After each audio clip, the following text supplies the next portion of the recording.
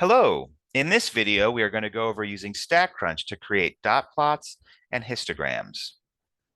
The first step when graphing a dot plot using StatCrunch is to put your data into StatCrunch. This can be done by typing data into a StatCrunch spreadsheet by hand. However, in the case of the MyMathLab homework assignments, there's a button next to the data table that will automatically transfer the data into StatCrunch. Let's take a look at that. All right, so here we have a data table from a homework assignment. You can see there's this little button next to the data table. So you want to click on that. When you do, it will open up this drop down. You want to select Open in StatCrunch. And when you do, a window is going to appear that's going to have the data from the data table in a StatCrunch spreadsheet. Once the data is loaded in StatCrunch, we can actually go through and create a dot plot. To do so, first you want to click Graph up here in this menu at the top, then Dot Plot in the drop down that appears. When you do so, a dot plot graphing window is going to open up. You want to select variable 1 and then compute. So you can see the variable 1 here. To see the compute, here's the compute down here. So variable 1 and compute. And when you do that, a dot plot appears. That's it. Let's go through the same process for a histogram. Okay, so again, starting back at this spreadsheet page, you want to click on Graph, then Histogram. A histogram graphing window will appear. Select variable 1 and then compute. You can see them both here, variable 1 and compute. And boom, you've got your histogram. So one thing that you may have noticed, you might not have because I went through really fast, but you may have noticed is on the dot plot and the histogram page, there was a bunch of other stuff. Okay, those are options to modify the created graph. The one that we're going to care about the most is the bins. Okay, so if you go back and look, there are two options for bins. There is a starting at, and then there's a with. Okay, so we're going to need to, while we're doing the homework, we're going to need to go through and have to be able to set those. All right, so let's do an example of that. So if you start over with a new histogram graphing window, so what I mean by that, you start over and you're here. Okay, you're at this histogram graphing window. All right, and let's say we want to enter some stuff in. So first we're going to select variable 1, as we did before. And then when the default options were selected, we ended up with a bin width of 50 and bins that started at 500. Actually, let's go back and look at those again. All right, so here's the results when we left the defaults in. We started at 500 and we had a bin width of 50. Now let's say we wanted to do something different than that. If you actually look at the data itself, the first entry is at 528.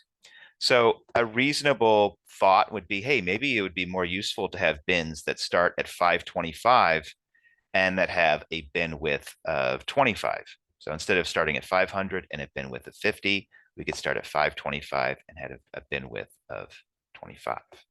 So to accomplish that, this is what you'd do. You'd go through and you'd put in 525 for the start at, and you'd put in 25 for the width. And of course, you need to click variable 1 and compute. And then if you do that, you get this histogram instead. So the difference between these, the only difference is that we changed the bin information.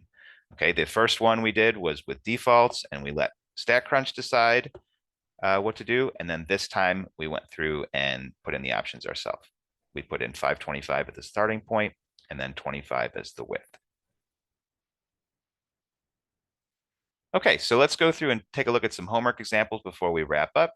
The first problem says, a survey asked people whether they preferred cats or dogs and how many pets they had. It asks us to make 2 dot plots showing the distribution of the number of pets, 1 for those who prefer dogs and 1 for those who prefer cats. And then it asks us, if possible, to align the 2 dot plots. Okay, so to do that, first we want to open the data in StatCrunch by selecting the little button, then open in StatCrunch. Next, we want to select Graph in the menu options at the top, then Dot Plot in the dropdown. Then after that, you want to go through and in the Dot Plot graphing window, select both the cat and dog under the columns that we want to be able to see, and then select Compute. If you do that, then you'll get the dot plots, okay, that are here on the right. They're visible. Okay, so once we've got those, we want to actually answer the homework questions. So that's the first step, is to graph them, and then we want to answer the homework questions. The first homework question asks us to match this graph with a selection of graphs. So it wants us to say which one of these four was the graph that we just had. And so you can kind of go back and forth to try and figure that out. You can look at this one, try and memorize it. Okay, which of these four is it? Because it's hard to get them on the same page. You can do that, or you can just, I'll tell you the answer, and it's the fourth one. Okay, it's this one. Okay, now the thing that's maybe a little bit difficult, you might be like, wait, there's no way it's that fourth one. The two graphs are reversed. Okay, so that may be if you're having trouble reconciling that, okay, by going back and forth. The top one here is the bottom one here, and the bottom one here is the top one, okay? But yeah, these other three are wrong. All right, so once we've done that, it asks us to go through and describe whether the graphs are symmetric, left skewed or right skewed. If we look at them, we can see both of them tail off to the right, so they're both right skewed. And then we're asked what the typical number is, or what the center. So if you look at the center for this first one is here. Okay, it's not, this one's taller, but that's not the center because you have all this data here that's off to the right that kind of pulls the center over to this spot. Okay, so this spot's going to be the center. Then if we look at this one, kind of have the same situation. You got some stuff here to the left, some stuff here to the right. So this would be the center. Those both align with 2 pets. Okay, so there are some dog and cat people that actually had 0 pets, and then this is for 1, and then this is for 2. And so the typical number of pets is 2. Let's look at a histogram example. All right, so it gives us a table that shows prices of 50 college textbooks in a community college bookstore, and it asks us to make an appropriate graph. All right, so now last time when it asked us to make a graph, we just jumped into it.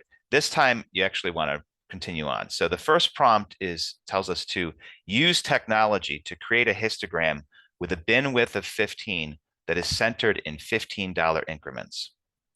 Okay, so the issue that we have there is that StatCrunch requires us to specify the starting bin location and the bin width, right? If you remember back a few slides ago, we need the starting bin and the bin width. Now, if you read the information they gave us, they did not give us the starting bin location. All they gave us was the width and the center. So what we need to do is we need to take the width of the bins and the center of the bins and use that to figure out what the starting bin location would be. So this can be a little bit tricky for students, and so I'm going to walk you through it, in this video. All right, so first, step 1, draw a number line. Once you've got your number line drawn, we're going to go through and we're going to start off with the center of the bins. So we're told the center of the bins are at $15 increments. All right, so you want to go ahead and put a marker at 15, a marker at 30, and a marker at 45. Now, these are the center of the bins. These are not the edges of the bins. These are the centers.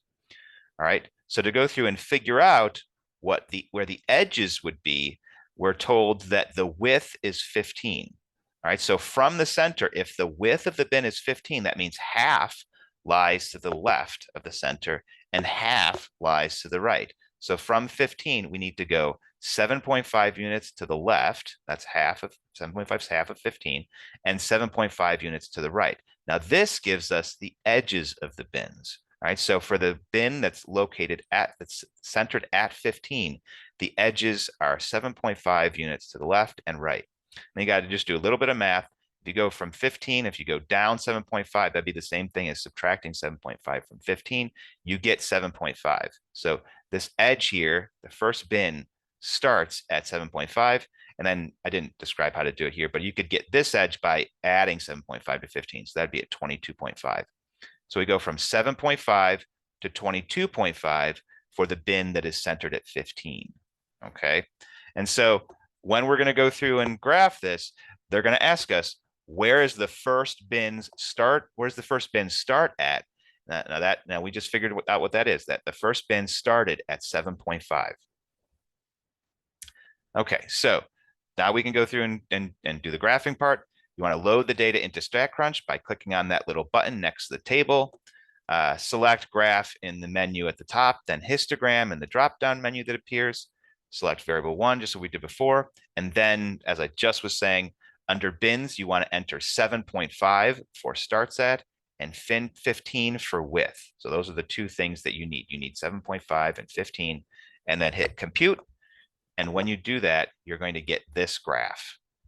Okay, so that's what we need to be able to go through and answer the questions. All right, so to actually get into answering the questions, the first question asks us which of the three options below is the one that best matches the graph. All right, so you can kind of go back and forth a little bit, figure out which one it is. It's the third one. Okay. Next, we're given 4 choices and we're asked to select the right one. This time I could fit the graph on the page, and so you can just kind of compare these directly. It says, the first one says, the histogram is unimodal with a mode at about 60. All right, so if you look at this, nope, not unimodal. We got 2 modes, it's bimodal. Second option, unimodal again. Nope, that one can't be right. And then third option, the histogram is bimodal with modes at 60 and at 120. Okay, so we've got the modes are at that's not right. And then we've got the fourth option. The histogram is bimodal with modes at 30 and at 90. Oh, I just noticed they skipped this little guy here. I guess it's not because the peak is so much smaller. They didn't consider it important enough. But you could also have said that this was multimodal, but that's not an option here. So the idea with these multiple choices, you want to select the best choice. And the choice that fits the best is going to be the fourth option. Apparently this little mode here wasn't important enough, so they skipped it. Okay, so the answer is choice D. Okay, and that's the video. Thank you for watching, and I'll see you next time.